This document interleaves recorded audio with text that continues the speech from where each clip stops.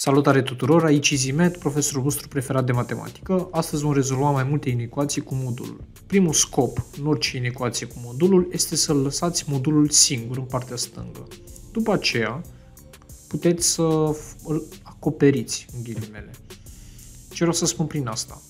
În primul rând, noi avem modulul singur în stânga, la prima noastră inecuație, și acum o să-l acoperim cu 2 și minus 2.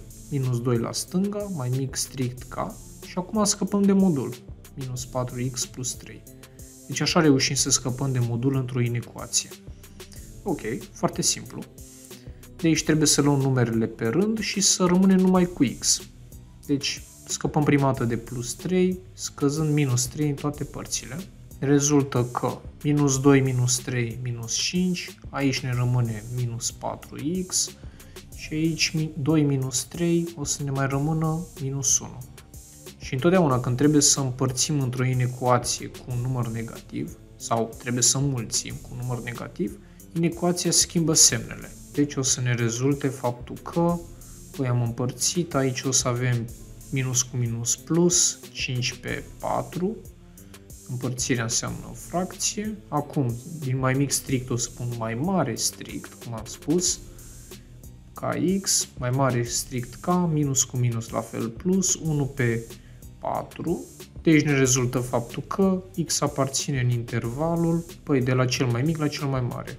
Și fiind mai mare strict în ambele părți, o să punem cu paranteză deschisă, 1 pe 4, 5 pe 4. Ok. Super easy, hai să vedem și următoarea. Acum acoperim iar modulul, mai mic sau egal, deci mai mic, minus 3 mai mic sau egal ca, scăpăm de modul minus 3x minus 5, mai mic sau egal ca 3, vrem să scăpăm de minus 5 și o să adunăm cu plus 5 în ambele părți. Ne va rezulta că minus 3 plus 5, 2, mai mic sau egal ca minus 3x, ne mai rămâne în centru și aici mai mic sau egal ca 8. Vrem să scăpăm de minus 3 și la fel ca mai sus împărțim prin minus 3. Ne rezultă că, păi minus 2 pe 3, schimbăm semnele că am împărțit prin ceva negativ, mai mare sau egal ca x, mai mare sau egal ca minus 8 pe 3. De aici ne va rezulta că x aparține de la minus 8 pe 3 și punem cu paranteză pătrată de data aceasta că avem mai mare sau egal până la minus 2 pe 3. Ok, super easy și această problemă. Următoarea. Modul din x mai mic strict ca 2. Păi ne va rezulta că minus 2 mai mic strict ca x mai mic strict ca 2.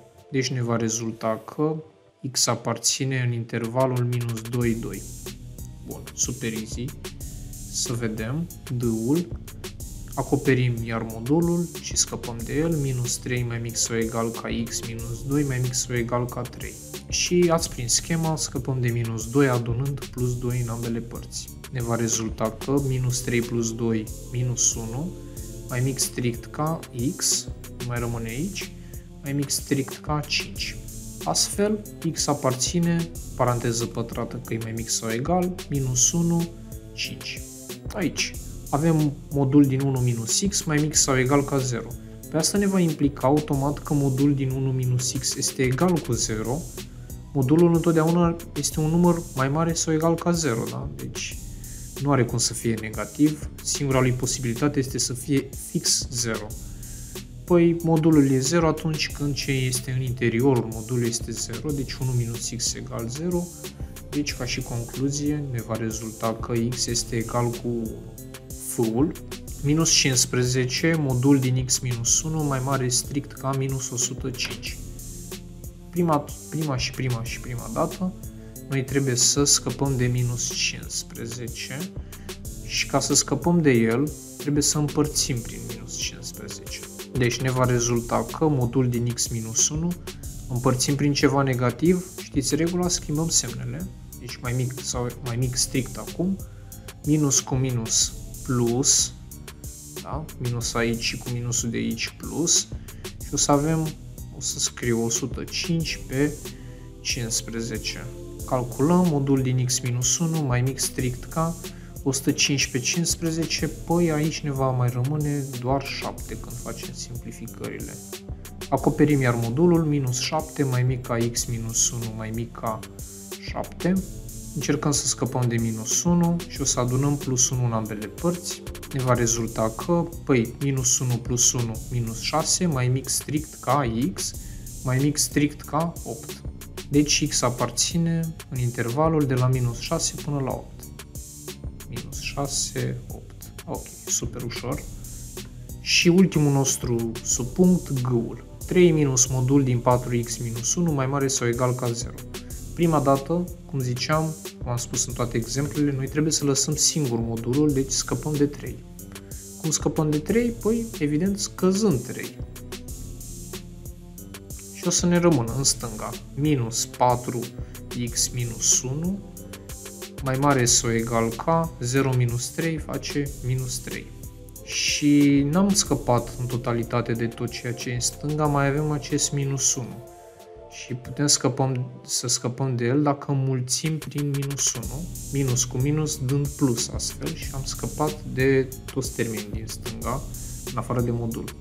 Deci, minus cu minus aici va face plus și o să rămâne numai cu modul din 4x minus 1. Am mulțit cu ceva negativ, se schimbă semnele, mai mare sau egal devine mai mic sau egal. Minus 3 ori minus 1 face 3.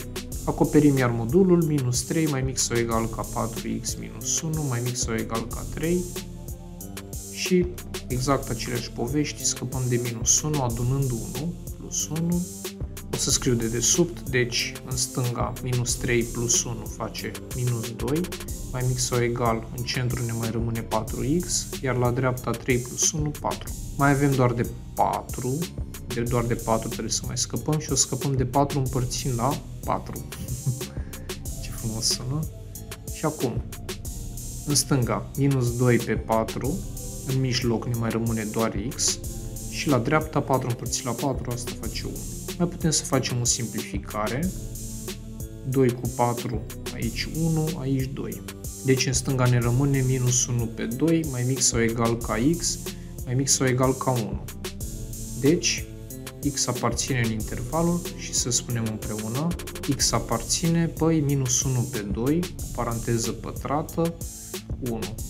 Tot cu paranteză pătrată avem mai mic sau egal. Ok. Păi sper că ați înțeles. Dacă aveți întrebări, lăsați un comentariu și o să vă răspund sau dacă este nevoie voi face alt video. Iar noi ne revedem la următoarele probleme easy. Mult succes!